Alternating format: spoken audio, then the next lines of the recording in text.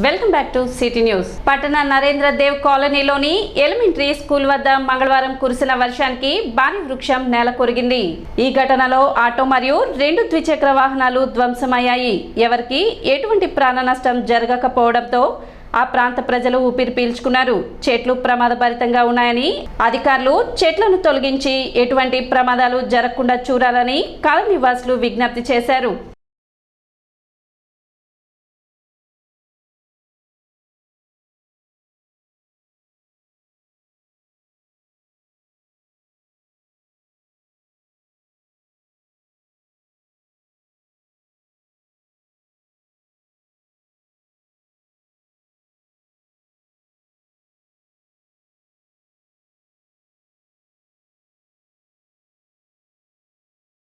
నరేంద్ర దేవకాలం నందులపేట అండి మాది.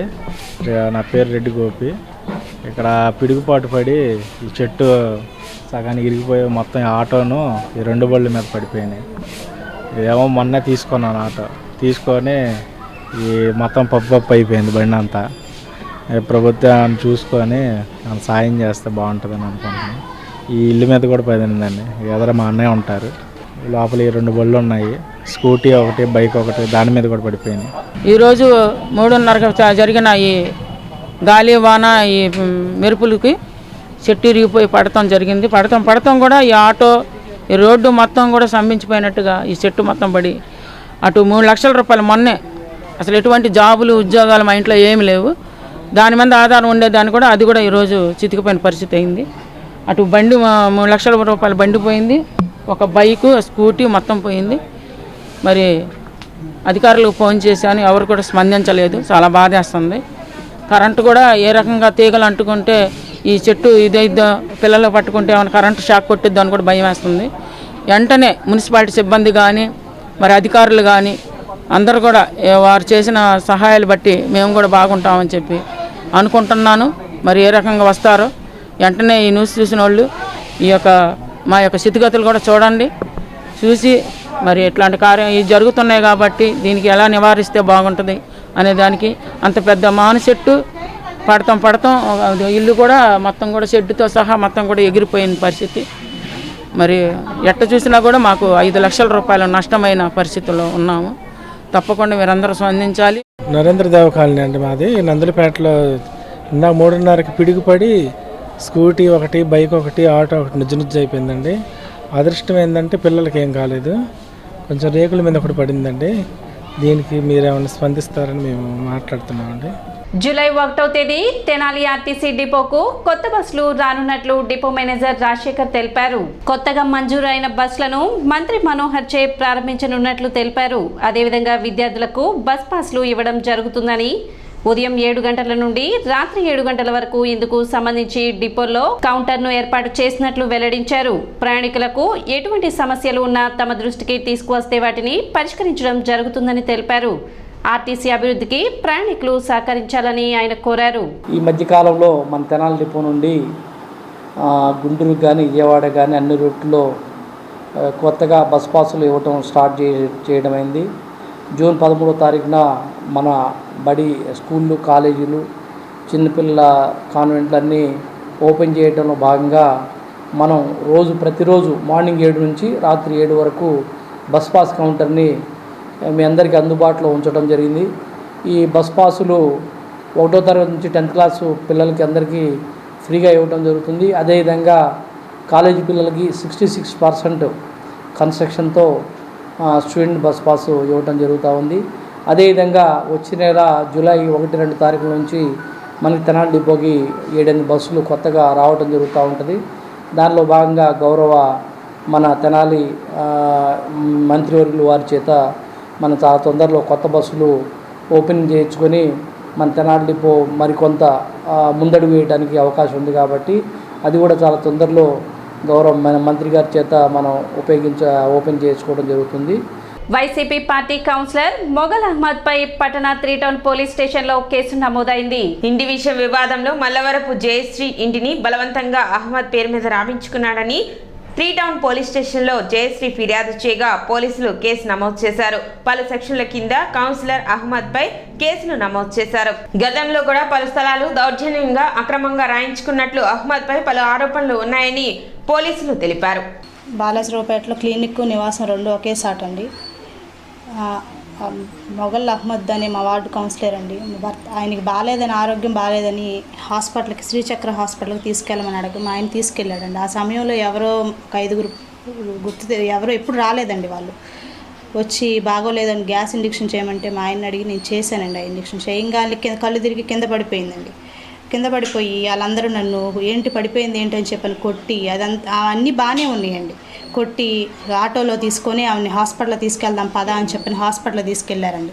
తీసుకెళ్ళి నేను హెల్త్ హాస్పిటల్కి పదమని చెప్పానండి. అటునుంచి హెల్త్ హాస్పిటల్ రాకుండా మార్కెట్ వైపు వెళ్ళిపోతున్నారు. ఏంటి మార్కెట్ వైపు వెళ్ళిపోతున్నారు ఏంటి అని చెప్పని నేను అడిగితే అక్కడ అడిగితే నన్ను కొట్టారండి. అక్కడ బాగా దిగి వాళ్ళందరూ 5గురు మగవాళ్ళు కలిసి, అంటే ప్లాన్ మీద అండి ఇదంతా. ఒక 5గురు హాస్పిటల్కి ఎందుకు వస్తారండి? 5గురు ఆడ మనిషిని తీసుకొని 5గురు ఎందుకు వస్తారు? నేను వాళ్ళందరూ పేషెంట్లు అనుకుంటున్నాను. వచ్చి నన్ను బాగా అక్కడ మార్కెట్ దగ్గర ఆపి కొట్టారండి. కొట్టి అటు నుంచి మేము గవర్నమెంట్ హాస్పిటల్ దగ్గరికి, గవర్నమెంట్ హాస్పిటల్కి వెళ్తామని చెప్పన్నారండి. గవర్నమెంట్ హాస్పిటల్ సరే పదండి అని చెప్పారని గవర్నమెంట్ హాస్పిటల్ దగ్గరికి వెళ్ళానండి. ఇంకా మొగల్ అహ్మద్ అని ఆయన చూపించుకోవటం ఇంకా అయిపోయింది. ఆ కౌన్సిలర్ది ఈయన వదిలేశారు. ఇంకా ఆ సమయంలో ఇంక మా ఆయన ఏంటి ఎక్కడ ఉన్నామంటే ఇట్లా కొట్టారు నన్ను, ఇక్కడ గవర్నమెంట్ హాస్పిటల్ దగ్గర ఉన్నా నేను, వాళ్ళు ఇక్కడికి వస్తామని చెప్పారు, మీరు ఇక్కడికి రండి అని అంటే ఈయన వచ్చారు. వాళ్ళు ఇంకా ఆటో లేదండి, ఆ అమ్మాయి లేదు, ఇంకేమీ లేదు. ఇంక మొత్తం ఇంకా మా మాయం, ఇంకా ఆ అమ్మాయి మాకు కనిపించలా. ఇంకా అక్కడ అహ్మద్ అక్కడ ఉన్నామండి మేము గవర్నమెంట్ హాస్పిటల్. ఆ సమయంలో ఆయన ఫోన్ చేశాడు, ఏంటి క్లినిక్ కాడ మీ క్లినిక్ అంతా పగల కొడుతున్నారంటే, ఆ వార్డుకు సంబంధించిన ఆయన కదండి, అప్పుడే ఆయన తీసుకెళ్ళి ఉన్నాడు కదా, ఇంకా ఈయనకి తెలిసింది కావాల్సి అని చెప్పని మేము ఇంక రమ్మంటే ఈయన ఇంటికి రమ్మన్నాడండి. ఇంటి దగ్గరికి వచ్చాం. వచ్చి రావటంతో ఒక 20-30 మంది ఉన్నారండి. అందరు కలిసి కొట్టి ఆ అమ్మాయి చనిపోయిందని చెప్పని అన్నారండి. ఇంకా మమ్మల్ని ఆయన కాపాడుతున్నట్టు ఆయన రూమ్లో తీసుకెళ్ళి పైకి తీసుకెళ్ళి ఆ అమ్మాయి చనిపోయిందంట, ఇంకా ఆ అమ్మాయికి 2 పిల్లలు అంట, 40 లక్షలు అడుగుతున్నారు వాళ్ళు మిమ్మల్ని అని అంటే, ఏమండి 40 లక్షలు మా దగ్గర ఎక్కడ, ఇప్పుడు యాడ్ నుంచి ఇస్తాం మేము అని అంటే, మీ ఒంటి మీద గోల్డ్ ఉంది కదా ఇవ్వండి అని చెప్పని అడిగాడు. ఒంటి మీద ఇంకా కిందకి వెళ్తే 200 మంది ఉన్నారు, మిమ్మల్ని చంపేస్తారని చెప్పి మమ్మల్ని కింద కొట్టారు కదా, ఇంక భయపడిపోయాం. అది నిజమేని అనుకున్నాం మేము. గోల్డ్ మొత్తం తీసుకున్నాడు. శివాలయం గుడి వెనక వాళ్ళ జ్యువెలరీ షాప్లో తాకట పెట్టి వాళ్ళకి డబ్బులు ఇచ్చాడంటండి. ఇచ్చి మా చేత ఇంటి పట్టా కాగితాలు తెప్పించుకొని ఆ కాగితాల మీద సంతకాలు, ఖాళీ నోట్ల మీద సంతకాలు పెట్టించుకొని పంపించాడండి.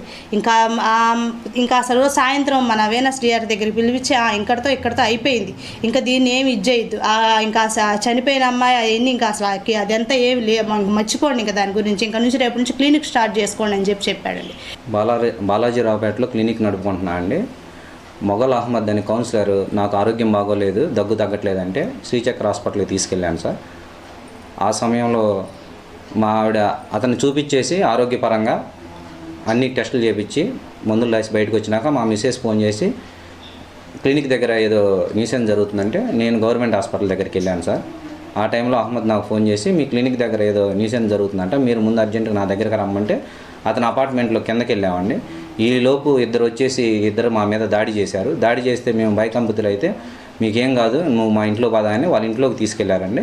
ఇంట్లోకి తీసుకెళ్ళిన తర్వాత ఇట్లా ఒక పేషెంట్ డెత్ అయిందని చెప్పేసి మీకు కాంపన్సేషన్ 40 lakhs అడుగుతున్నారు, మీరు ఎట్లా ఇవ్వగలరండి, మా దగ్గర రూపాయి కూడా లేదని చెప్తే ఏదో ఒకటి మాట్లాడి సెట్ చేస్తాం, ముందు మీ ఒంటి మీద బంగారం ఉంది కదా అది ఇస్తే తాకట్టు పెట్టేసి ముందు వాళ్ళకి ఇచ్చేసి మిగతాయి 2 సార్లు ఇవ్వమన్నారు సార్. అప్పుడు ఆ బంగారం అంతా మేము అతనికి ఇస్తే పాత శివాలయం దగ్గర గౌస్ అండ్ జ్యువెలర్స్లో తీసుకెళ్ళి తాకట్టు పెట్టేసి ఆ బంగారం ఆ డబ్బులో 5 లక్షలు తీసుకెళ్ళి వాళ్ళకి ఇచ్చారండి. తర్వాత మా ఇంటి పత్రాలు తీసుకురమ్మని మా ఆవిడ ఫోన్ చేస్తే ఇంటి పత్రాలు, ఖాళీ నోట్లు, సంతకాలు పెట్టించుకొని మిగతా డబ్బులు 10 రోజుల్లో 15 లక్షలు, ఇంకో 10 రోజుల్లో ఇంకొక 6 నెలల్లో 15 లక్షలు ఇవ్వాలన్నారు. ఈ 15 లక్షల కోసం నాకు ఫోన్ చేస్తామంటే నేను డబ్బులు చూద్దామని వేరే ఊరికి వెళ్ళా.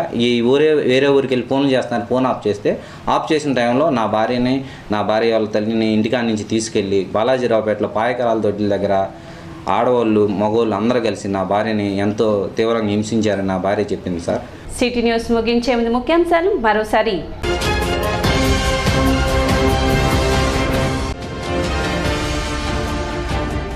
2023-24 ఐటీఐ ప్రవేశానికి దరఖాస్తు చేసుకున్న అభ్యర్థులకు ఈ నెల 19-20 తేదీలో కౌన్సిలింగ్ నిర్వహిస్తున్నట్లు వెల్లడించిన ప్రిన్సిపల్ రావిచిన వెంకటేశ్వర్లు.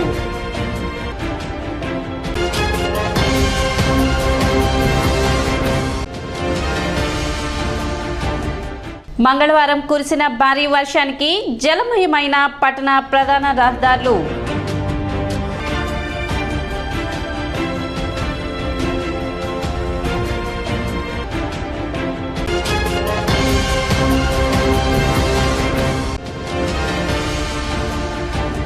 స్కూల్ కాలేజ్ యాజమాన్యాలు తమ యొక్క వాహనాలకు ఫిట్నెస్ టెస్ట్ తప్పనిసరిగా చేయించుకోవాలి. రవాణా శాఖ అధికారి రాఘవరావు హెచ్చరిక.